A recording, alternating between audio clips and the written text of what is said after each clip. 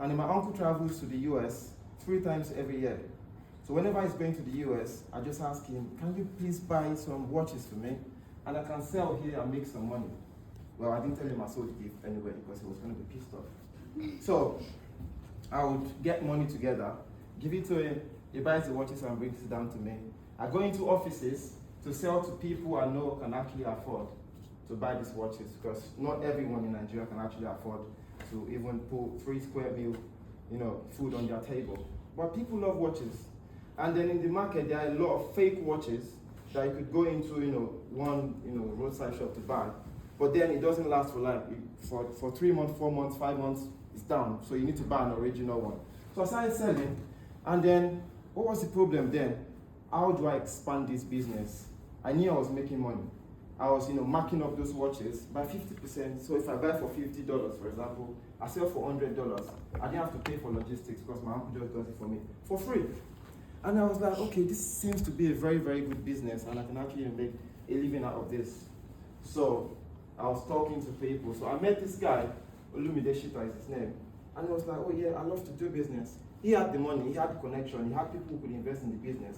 And we came together, started selling together, putting money together, actually buying from Amazon then, and shipping to a third-party logistic in the US, who then brought the products to Nigeria, and then we started selling, in good numbers.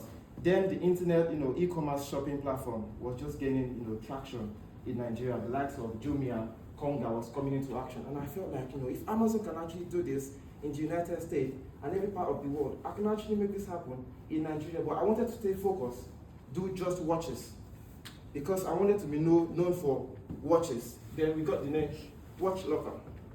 When you watch in the locker and keep it safe.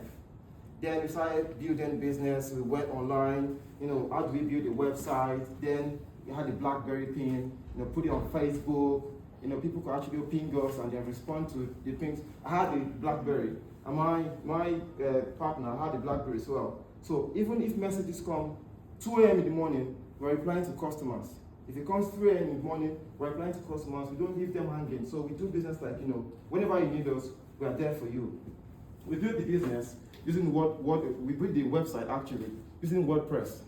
It was very, not standard when we started there. And then we started building, how do we do this? How do we make it big? How do we make it big? And then he had focus. He wanted a big, business. I wanted a big business as well. And then we had issues with money because we needed money to, do a lot of things and build the business, get to where we wanted to get it to. Then we were able to build a business plan, very, very unstructured business plan, just to tell people, yeah, we need money, we need to do this, and then. We kept pushing and pushing and pushing, and it seemed like we kept just moving in circles. We couldn't actually grow the business the way we wanted to grow it. And then, we got to the point, we're like, okay, fine, I think we've gotten to our saturation. We need to do something, we need to diversify. And that brought about Clan.co. So I felt like, one of the biggest issues with watches in Nigeria is the fake market.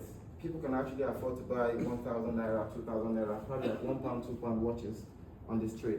And then what I was selling was about £40, £30 equivalent. And, okay, fine, why not build something we can produce in Nigeria and actually sell in Nigeria? Probably export as well and get some foreign, money. Then we came about Clan.co. If you want to you can actually go to the website, that's Clan.co and watchlocker.ng, so you can actually understand what I'm trying to say. Then, Clan.co came on board on my birthday in 2022, and I've been doing business, like, learning from my mistakes, coming back, making same mistakes again, coming back and making it again and again, and I felt like I need to actually go, to somewhere, where I can get the experience the right way. And that's what brought me to the University of Chichester, by the way. So, and I'll just skip that.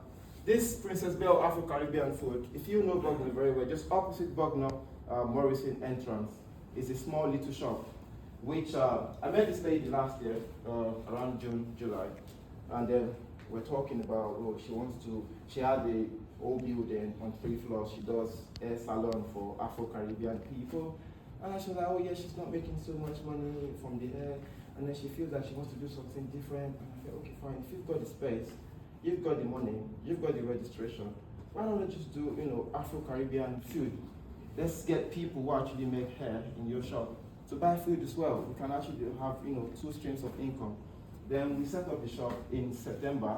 We did all the registrations, did everything, possible to get it running, and then, yeah. And for me, because I love food, I love African food, yeah, and I keep going to Portsmouth to buy my food from Bognor when I moved to Bognor, and it was too, long journey for me.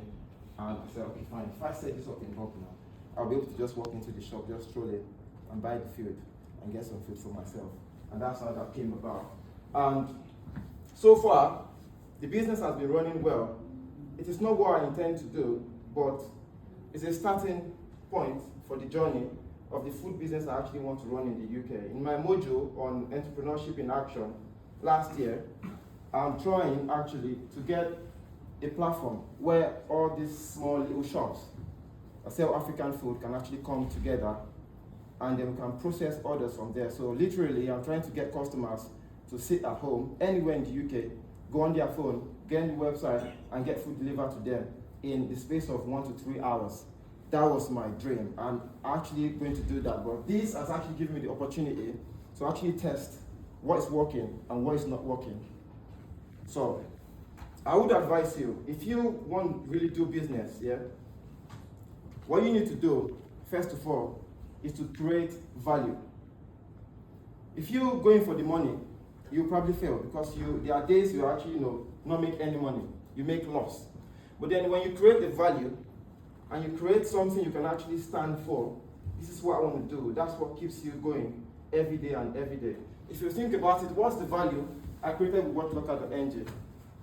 Bring watches, affordable watches from genuine brands, global brands all over the world to Nigeria. Take watch, it lasts for 3 months, right? You buy another one, it lasts for 3 months.